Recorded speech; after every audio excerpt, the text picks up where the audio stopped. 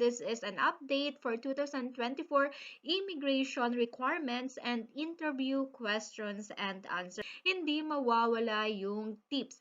And itong vlog na to guys, para to sa mga sponsored travel. So kapag sinabi natin guys, sponsored, someone will going to cater under one of this. Your accommodation, food, transportation, they will going to give you extra money as your allowance or para may panggastos ka sa ibang bansa. So this is all in one vlog. Napakaganda guys. So keep watching this video if you will going to travel soon. Basic requirements. So what are this? The following requirements for traveling abroad are asked for all travelers. So yung mga babanggitin ko guys, this basic requirements, hinahanap siya ng immigration officer sa lahat po ng klase ng traveler, regardless if you are a tourist, if you are a visitor, or if you are an immigrant. These are important and non-negotiable. So kapag na-miss nyo ang isa dito, so it can be a sign of red flag na pwede nyo pong ika-upload. So make sure you secure them before even thinking of flying to another country. So I think guys, basic requirements are more important than the supporting documents. So nasabing basics, di ba? Okay, parang ano lang, okay, yeah, this is our just basic, but this basic requirement guys, this is the pace. So let's move forward. So your passport. The passport must be valid for at least 6 months from your departure date. So, tandaan natin guys, kahit mag 5 months, 4 months yan, and sasabihin mo, 2 weeks lang naman ako sa abroad. So, before mag-expire yung visa ko, I'm sure nasa Pilipinas na ako. Hindi po yan lulusot. Kasi nasa laws po and guidelines ng immigration should be 6 months siya mag-expire. Kasi you know what guys, pag nabutan ka ng expirations ng passport sa ibang bansa, you cannot longer travel back to the Philippines and kung mag-request ka ng bagong passport in the nearest embassy, you need to wait for 2 months. Ganyan po. So at the end, you will become a boredom doon sa bansa na pinuntahan mo. The second one is a visa, depending on your destination country. So, yung iba guys, pupunta sa mga free visa country, then you don't need to present a visa. Third one is confirmed return or round-trip ticket. This is for tourist and visitor. Ayan guys, kasi pag tourist ka lang sa ibang bansa o kaya visitor, you need to go back sa Pilipinas and mandatory po yan. So, and number 4 is proof of accommodation naman kapag ikaw ay tourist. Ayan, for example, R&B, hotel booking. Okay, by the way kasi guys, for example, you are a tourist and meron kang sponsor, but then you will not going to travel to the country of your sponsor. Hindi ka dun magpupunta sa bansa na na kung saan siya nakatira. For example, yung sponsor mo is living in Europe, but then both of you will going to visit Thailand, Singapore, then you need 2% proof of accommodation for that. But naman, if you will be going to the place where is your sponsor residing and then may affidavit of support ka, then you don't need to present proof of accommodation like hotel booking or R&B booking. Is the boarding pass. Yes guys, so boarding pass lagi siyang nakaikip sa passport. Kasi this is the first step for you bago ka po makapunta ng immigration. So first, ayan, magbabayad ka ng travel tax and then, ayan, mag-check-in ka and bago po ang immigration. So, ginagawa ko guys, iniikip ko na siya sa aking passport. Without boarding pass, hindi ka rin papayagan ng immigration na lumabas ng bansa.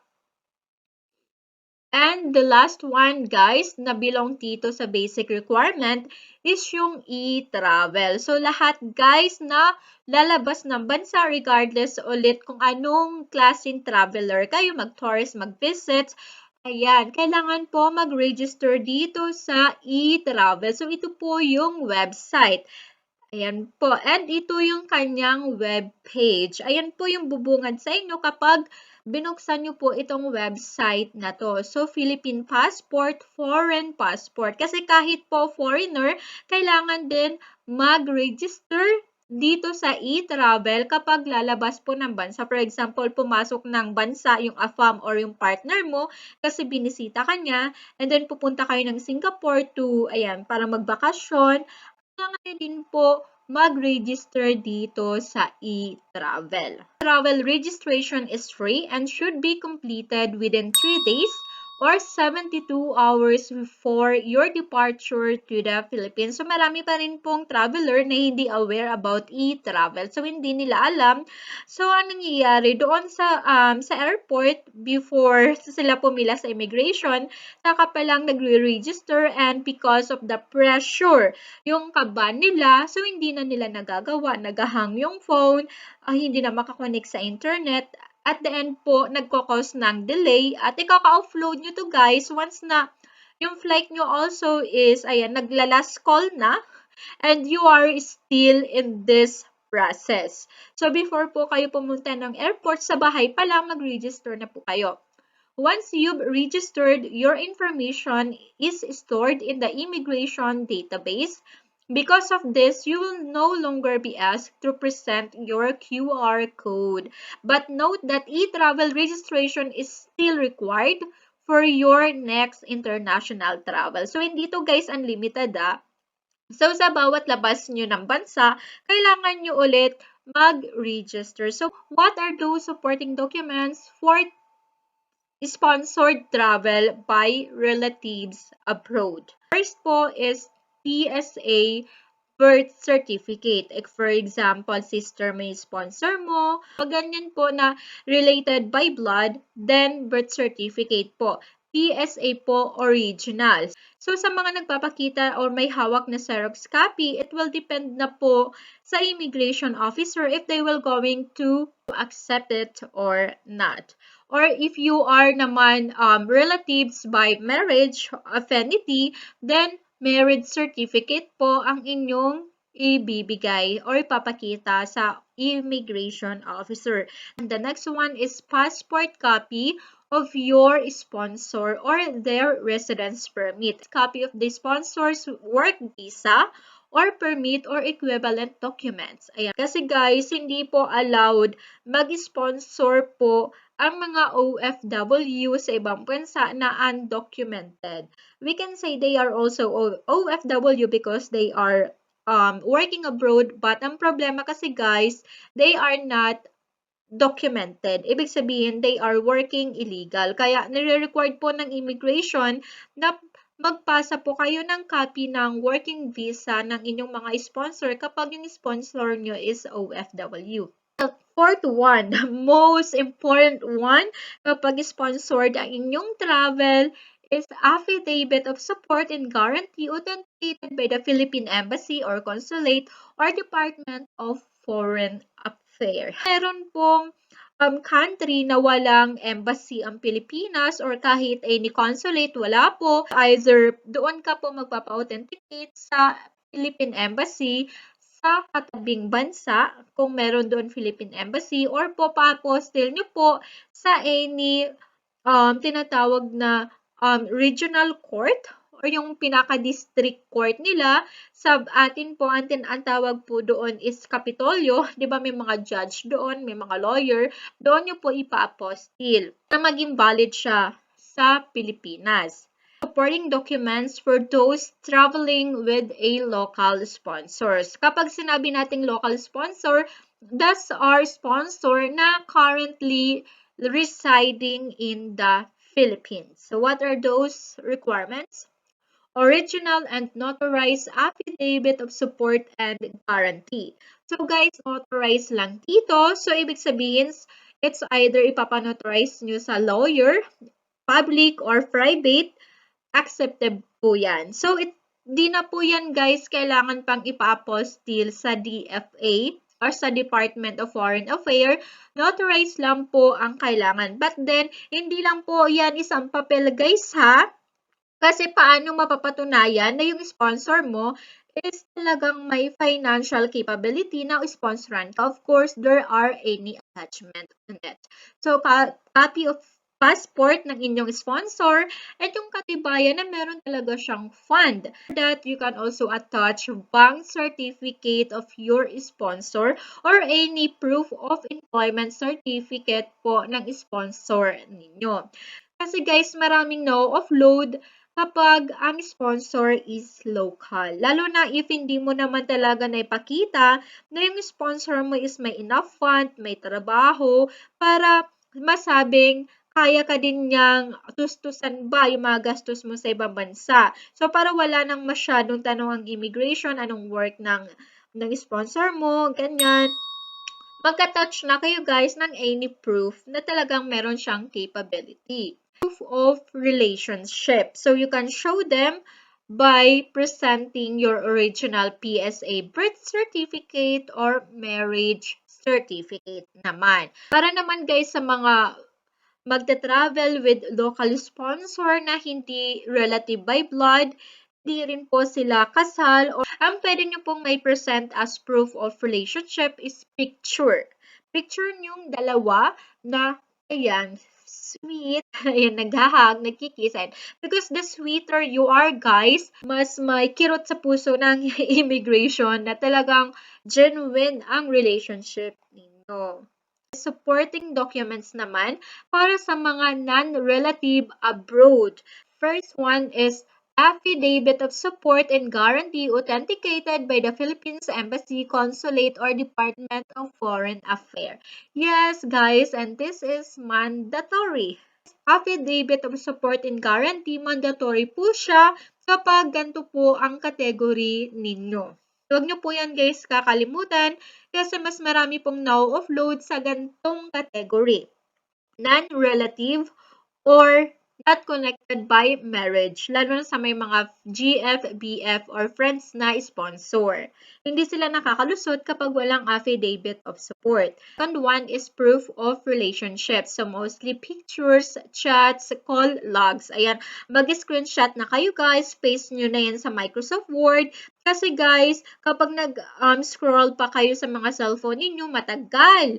And sometimes, hindi natin naiwasan naghang yung phone, nakakalimutan yung passport, and then sasabihin ng immigration, ano ba yan? Ang tagal mo, let me scroll or let me see your phone. And yan po ang iiwasan nyo guys that the immigration will going to see what is inside of your phone. Sponsored passport copy or valid ID. One, documents that shows your economic ties to your home country. So, hindi lang to uso sa embassy na dahil walang ties to your home country, hindi na-approve yung visa. Also din to guys sa immigration, sasabihin ng immigration officer sa'yo, wala kang ties sa Pilipinas. Baka hindi ka na bumalik, maghanap ka doon ng trabaho, mag-cross country ka, or ayan, doon ka na tumira without any funds. Guys, ito yung mga possible way how can you prove your economic ties to your home country na talaga may babalikan ka at hindi ka magiging illegal settler sa ibang bansa. Mabusisi din guys ang immigration pagdating dito. Kapag ikaw guys ay employed, ito yung mga requirements na ipapakita mo, certificate of employment, leave of absence, company ID. Kapag ikaw naman ay public employee, guys, nagtatrabaho ka sa gobyerno, sa mga public offices, then travel authority po. Kapag ikaw naman ay unemployed or self-employed, meron kang business, sasabihin mo as your proof of income, then bring all your business-related documents. Gaya ng DTI, business registration, BIR, barangay clearance, mayor's permit. And kung ikaw naman ay estudyante, school enrollment form, leave of absence, and school ID. Yung leave of absence nyo guys, make sure naman na permado siya ng inyong mga professor or teacher and dean or president ng school. And meron siya guys, school seal. And kasi madaling mapeki guys ang leave of absence. So, kahit naman sino, pwedeng pumirma. Pero kapag may seal yan ng inyong school, then legally accepted po. And kapag ikaw naman ay with properties, ayan, You can bring properties deed of sale, nakapangalan sa inyo guys, hindi nakapangalan sa nanay mo, sa tatay mo, sa kapatid mo. Kasi questionin ng immigration, bakit dala-dala mo ang mga yan? How can these documents help you pagdating sa ibang bansa kapag nangailangan ka ng financial help? Hindi mo yan doon mabebenta, hindi mo rin yan doon masasala because this properties is not under your name. Kapag ikaw naman guys are freelancer, ay pwede kayo mag-screenshot ng website ng inyong company. Ayan, yung proof of employment nyo, kaya yung proof of payment kung saan pinapadala yung sahod nyo, and screenshot or details of work or project na ginagawa mo para sa iyong kliyente. And pagdating dito guys sa questions and answer, ayan, guys, dito, sometimes kahit complete documents ka, kapag ikaw ay sumemplang sa Q&A, ikaka-offload mo pa rin. Kasi tatlo guys ang tinitingnan ng immigration. Your documents, Q&A, and your attitude po kung paano ka mag-react sa, ayan, habang kausap mo ang immigration officer. Unang tanong, kailan ang balik mo ng Pilipinas? Patingin ng return ticket mo.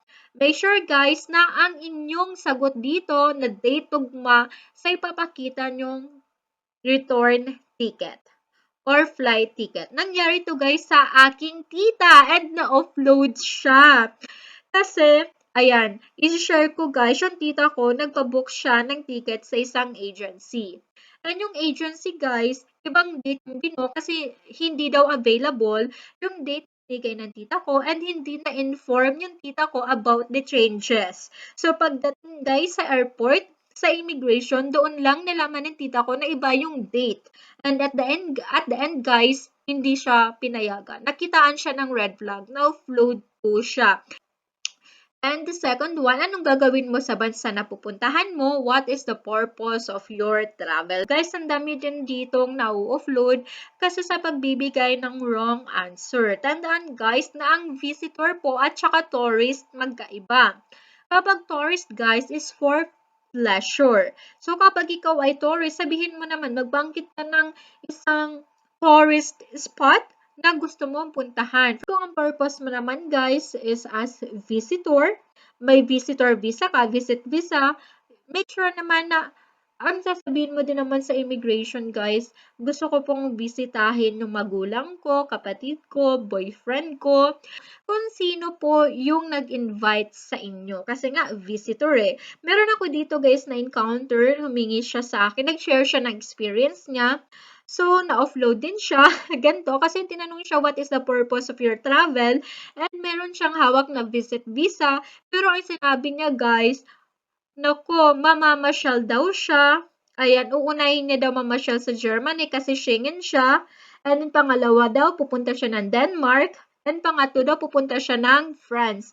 Pero may invitation letter siya, guys. And sa invitation letter, like mag-attend ng gantong event in the family, ganyan. But iba yung nasagot sa immigration. Mamamasyal lang. So, nagduda na yung immigration officer sa kanya. Ayun, in-offload na siya. May sponsor ka? May I see your invitation and affidavit of support? Syempre guys, kapag may sponsor, kapag may sponsor, yes ang sagot.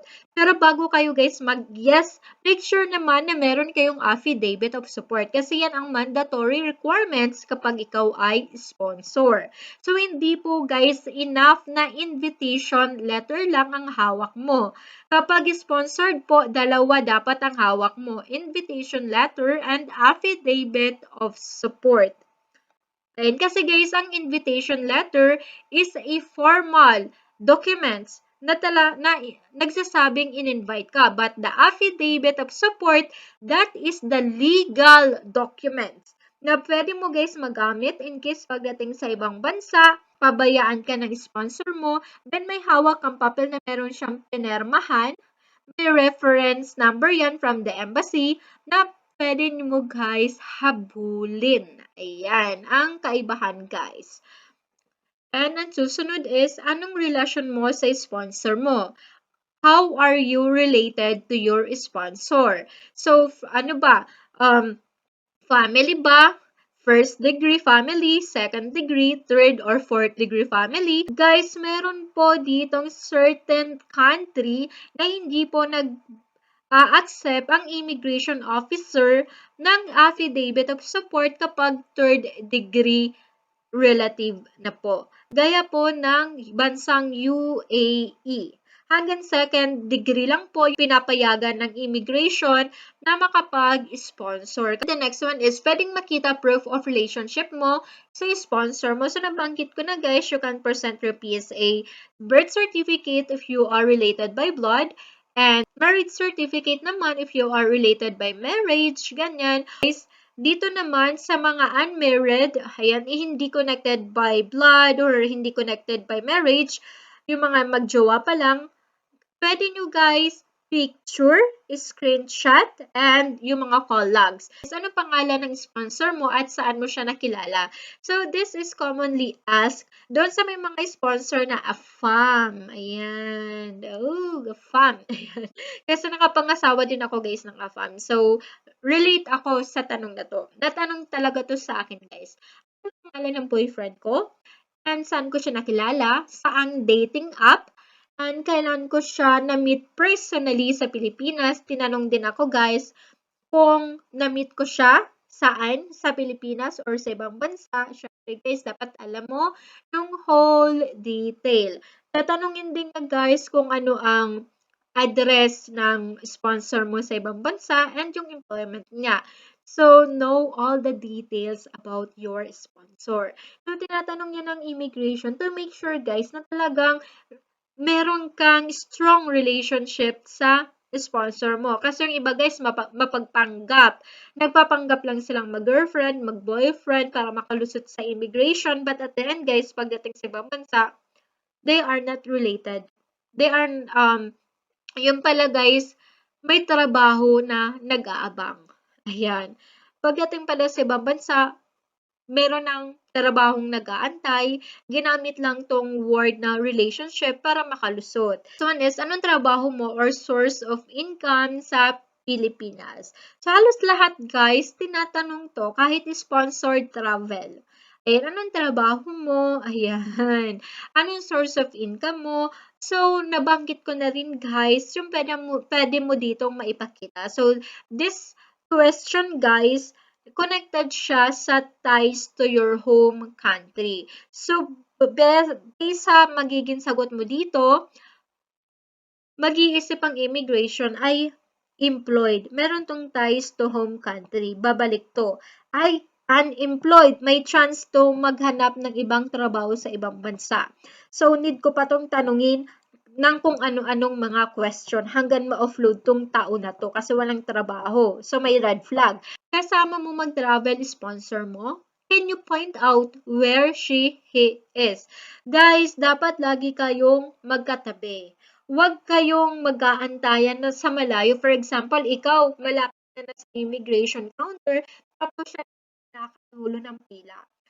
Once po may question ng immigration about sa documents ng sponsor mo or sa any details ng mga documents mo, kapag hindi mo na-reach yung sponsor mo to clarify any details na tinatanong ng immigration kasi yung sponsor mo na dulo pa, kaya hindi ka marinig kung anong sinasabi mo, kung anong tinatanong mo, ikaka-offload nyo po.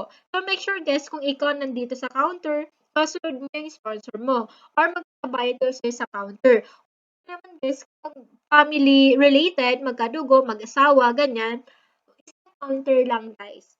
Ayun, pwede kayo magsabay sa isang counter. This is pwedeng makita travel itinerary mo. So, maliban kasi sa flight ticket, minsan hinahanapan din ng immigration officer ng list of activities ang mga traveler. Lalo na guys kung ikaw ay tourist, kung saan ka pupunta.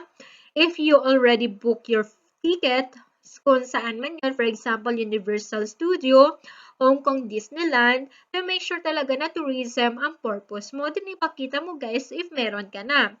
And pwedeng makita hotel reservation mo. So, this is applicable if yung sponsor mo guys, or pupunta ka sa bansa na hindi residing address ng sponsor mo. And guys, visit my YouTube channel, HB Visa Consultancy and Services, with 16,000 subscriber, and here I have already a lot of video related to immigration and visa application. So if you need further assistance when it comes to your visa application, naguguluhan ka, you don't know the exact documents that you need, then email me in this email address or follow my Facebook page. Ayun, nag-a-assist din po ako guys because as a visa consultant, isa din po sa aking ginagawa is yung mga nag-a-assist po or nagpa-process ng mga visa.